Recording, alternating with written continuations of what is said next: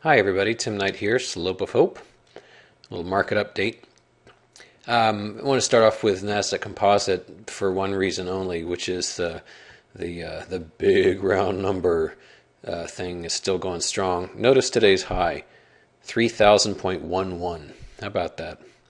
That's just about when it flipped right around and got weak all day. It's kind of endlessly amusing how hung up people are on big round numbers. So there's one again. Anyway, it was a very exciting day because of Chairman Bernanke. He, I guess, actually permitted a single day of weakness to get through. I kind of wonder what his handlers are going to do this evening to tell him to shape up. But it was really fascinating to watch because looking at the euro, you can see things were a little on the soft side and then started shoring up. And right when the man opened his mouth, things pretty much fell all day long. And of course, the real whack came in the world of precious metals. I mean, it was a bloodbath. This loss of $11 here, that's only since the close. It doesn't reflect what happened previous. But it's down, about $100 from what it was yesterday. Real shellacking, as they say. And let's back this up a bit, get to a little more normal size that I normally deal with. So at this point, Apple's holding the market up, and that's it. I mean, if you knew for a fact Apple was going to drop tomorrow, you basically could short anything and make money, because this is the last bastion of bullishness right here. Even on a day like today, it climbed up over $7, way over 1%. What's the appeal here? Honestly, what news or information do people think is undiscovered about this company? What makes people think it is undervalued somehow? This has become a momentum stock and nothing else. Interesting little spinning top pattern we've got going here. Now, this is not to say I ever touched this beast. There are a handful of stocks, even I, Mr. Perma-Bear, Mr. Short Everything, Mr. The World's Gonna End Tomorrow, there's a handful of stocks I don't touch. Apple, Chipotle, Priceline, AutoZone, things that go up no matter what and whose success I don't understand, but I don't care to understand it. It's like voodoo. And so forget it. So this is, I'm short a lot of things right now. This isn't one of them.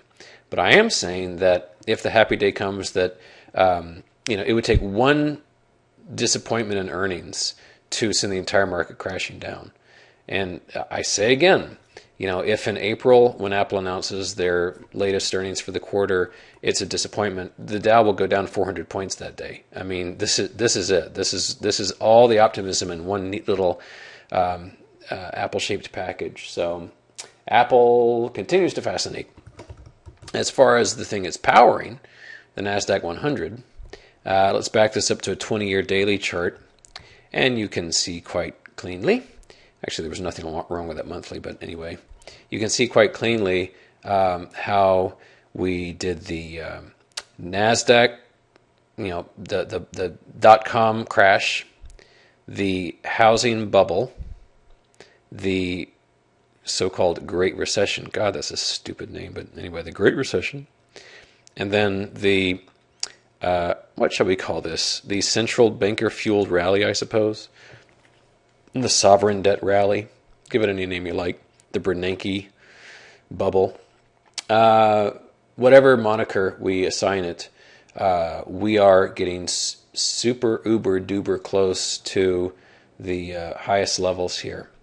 So it's kind of like when we were around here during the last go around. Yes, there was a little more upside. Yes, everyone was bullish. Yes, people like me looked even stupider than they normally do, but it was really the last gasp before it began, that kind of action. So we're here again because people never learn, and everyone's going to own 20 iPads, and children in Ethiopia will only be able to afford 5 iPads each, but won't it be great?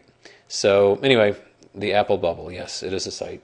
And there's this NASDAQ, which actually managed to fall today in spite of Apple's strength. So as far as the euro goes, I have not completely and utterly lost faith in my beautiful analog here. This violation of the trend line is not thrilling to me, but I would hasten to point out this little fella right here. How about that? Regardez-vous s'il vous plaît. Plunge, crack the trend line, move toward it, pissed him off and go above the trend line, and then plunge real hard. And we've got similar thing here where we got the fall, crack the trend line, push above. God wanted this to go down, but the powers that be pushed it above the trend line, and confused and muddled folks like me. So if weakness continues, that's great. If we push above, these recent highs, that kind of changes the story. At this exact moment, where it happens to be 3:38 in the afternoon on Wednesday PST, it's up all of 3 pips right now. But as we've seen, things can change at the drop of a hat. So this remains the key thing to watch. Just to get really wild-eyed, if we actually broke below the lows of Feb 15, it's like apocalypse now time. So anyway, important stuff. Let's normalize this bit. Go to regular 10-year daily graph. So one would not have to look far to still convince themselves the market was still not only hunky but dory. Yes, the Dow went down a little today. It went down, 53 points. It's kind of sad that a 53-point loss on the Dow would have people like me just all at Twitter with how exciting and wonderful things are. But give a starving man half a lima bean and he's a happy guy. So that's what we got. The key remains this line and this line. If we break them both, then I go from simply not depressed to mildly happy. So I know you're all hoping for that because, after all, how I'm feeling, that's got to have some import. XLK I take great interest in because, as I pointed out in a post earlier today, this range, added to the high over here equals, ta-da, today's high. So this is an interesting fulfillment of a measured move. So I think technology may be toast temporarily. How's that for alliteration? 3 big T's. Russell 2000, the small caps, as some people have been pointing out, have been definitely weak. It's funny because today they were showing signs of life, and we have been trapped. How many? Let's count together. 1, 2, 3, 4, 5, 6, 7, 8, 9, 10, 11, 12, 13, 14, 15, 16, 17, 18 days in this range. Actually, did I include this one? Let's call it 19 days. Almost a full calendar month. We have been bound between 8:09 and about 8:32. So this freaking range right here, which we could neatly put a box around like so, doink, has been our jailer for all this time. If we break beneath the range, good. If we break beneath this triangle, plus good. So we will obviously keep our fingers crossed for mayhem.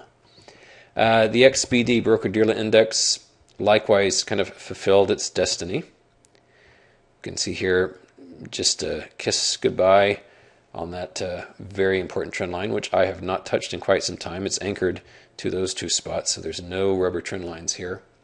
But that did very, very well.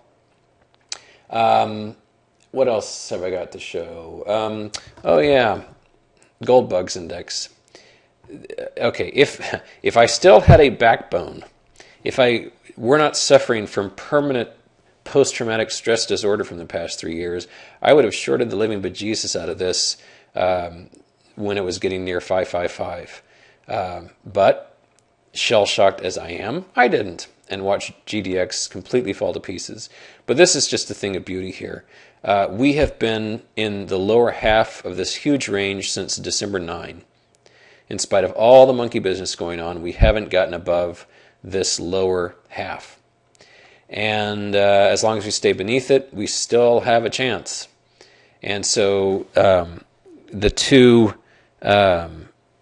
break points for this one would be this trend line, and then more importantly, this line here.